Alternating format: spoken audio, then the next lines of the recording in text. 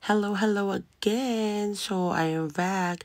So, ayan, kung mapapansin nyo, nandito kami sa Costco dahil kailangan na magpalit ng tires because malapit na ang winter time. So, currently, ang gamit naming tires is all season. So, ngayon naman, ang dinicide namin ng husband ko is mag-all-weather na lang. Instead, mag-winter tire kami.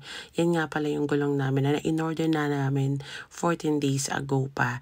So, ayan na nga, today is ang kanyang installation na. So, dito nga pala sa Costco, maganda dito is may discount ka if you are a member of Costco. Then, plus, kasama na lahat yun guys. Meron na siya installation, may wheel alignment, may check-up pa after nilang i-install yun.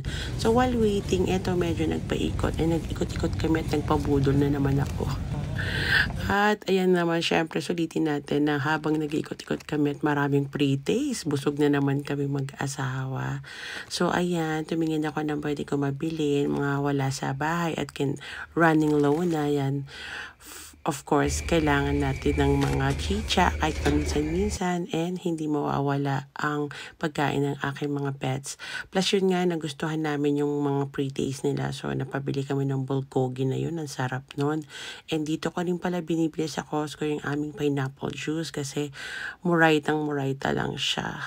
At ayan, natuwa naman ako at may painom din. At ayun na nga, finally, tumawag na sila na ready for pickup na daw at nasa parking na. Kaya naman agad-agad kami nag-check out na at finally nandito na siya, tapos na nga siya.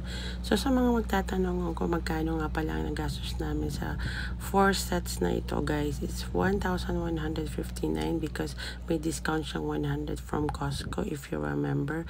So ayun lang guys, maraming salamat sa panonood. Don't forget to follow our page.